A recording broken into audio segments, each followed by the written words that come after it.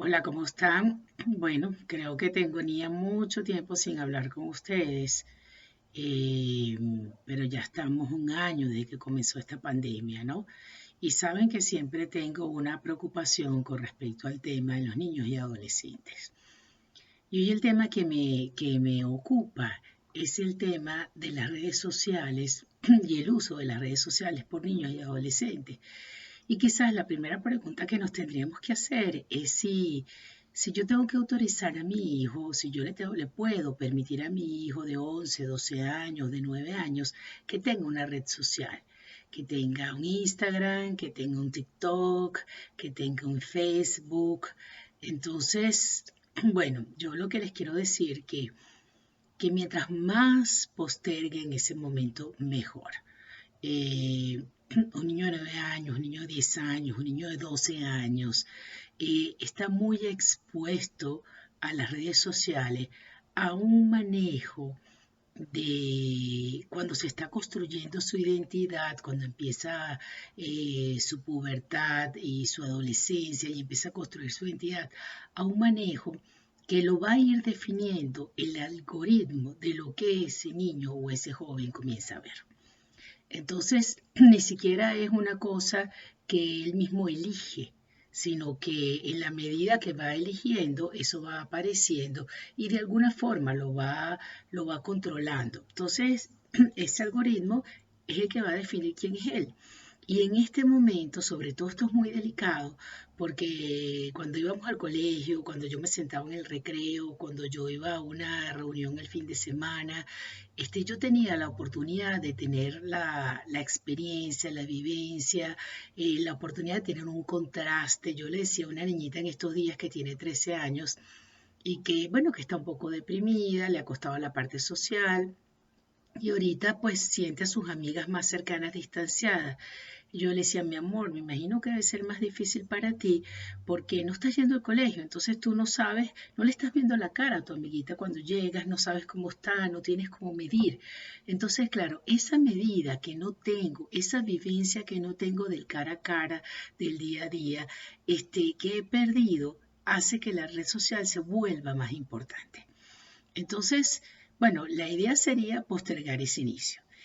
Si ya de alguna forma lo permitimos, bueno, mi sugerencia sería, además de usar controles parentales para el contenido que van a ver, la otra cosa importante es que yo tenga acceso al celular de mi hijo o mi hija y yo pueda ver cuáles son las aplicaciones que baja, cuáles son las aplicaciones que utiliza, que yo forme parte de esa red social para yo ver cuál es el contenido que publica.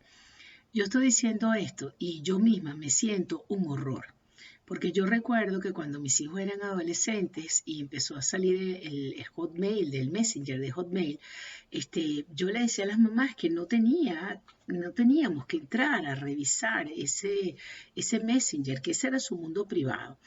Y yo sentía que en aquel momento aquello estaba mucho más controlado porque no había tanto acceso a tanta información. Aunque existía internet, yo podía ver en el historial lo que mi hijo había visto y más o menos tenía un control. Pero no es que él tenía un acceso en el celular, que lo tienen a mano y pueden bajar la aplicación que sea. Entonces hemos perdido un poco ese control. Entonces, con mano izquierda y con mano derecha, sí tenemos que tener control, sí tenemos que supervisar, pero también tenemos que explicar. Tenemos que explicar a nuestros hijos cómo funcionan las redes sociales, cuál es el sentido, cómo venden, por qué a mí me llega ese algoritmo y esa información, cómo es la venta, cómo es la información, cómo manipulan, cuáles son los aspectos positivos y negativos que tienen las redes sociales, no para prohibirlas, sino para informar, para desarrollar criterio, para poder conversar con ellos acerca de eso que están viendo, acerca de eso que está pasando, y meterme en su mundo, meterme un poco en su mundo, pero no como alguien que se incrusta o como alguien que invade, sino alguien que muestra interés en su mundo, lo conoce, puede compartir con él o con ella de ese mundo y se puede desarrollar confianza. Por supuesto, es muy importante que yo genere espacios de comunicación, espacios de contacto emocional profundo y para eso yo misma tengo que dejar el celular afuera y no puedo estar imbuida en las redes sociales. Tengo que preparar a mis hijos, así como cuando son pequeños, uno los prepara a que no aceptes caramelo a un extraño y uno los prepara para una posible situación de abuso. También tenemos que prepararlos a cómo se da este abuso a través de las redes sociales y cómo están expuestos al bullying también a través de las redes sociales. O sea, tenemos que dar información para que ellos desarrollen ese sentido común y ese criterio, pero además como mucha confianza para que nos cuenten cuando algo le huela mal, cuando algo le parezca difícil, cuando con algo se sientan incómodos y no reaccionar nosotros desde la alarma, desde el principio, sino bueno, conversar, dialogar e ir explicando para que ellos entiendan lo que va pasando. Entonces, es como lo que quiero dejarles como muy claro es que las redes sociales se convierten en el referente de la identidad de ese niño y ese adolescente y que son un arma de doble filo.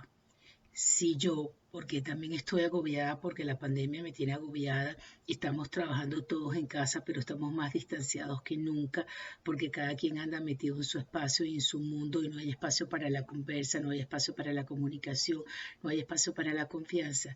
Estoy dejando a mi hijo en mayor riesgo porque además se está perdiendo unas oportunidades de experimentar y de experienciar otras vivencias, que si de alguna forma, yo sé que estamos muertos de miedo, sobre todo porque estamos en un pico muy alto aquí en Venezuela, pero con los controles, con el cuidado, vamos a dar un poquito de apertura de vez en cuando a cierta experiencia, porque ha sido demasiado tiempo y es difícil para ellos y para nosotros.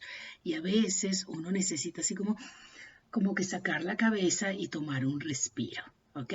Entonces, por supuesto, con cuidado, con cautela, con todas las prevenciones, pero que no sea que el mundo que yo crea que estoy teniendo amigos es el mundo de las redes sociales, porque yo he tenido pacientes que han tenido dificultades en relaciones sociales, que han creído que tienen amigos y esos amigos en las redes sociales, y ustedes saben que esos son unos falsos amigos.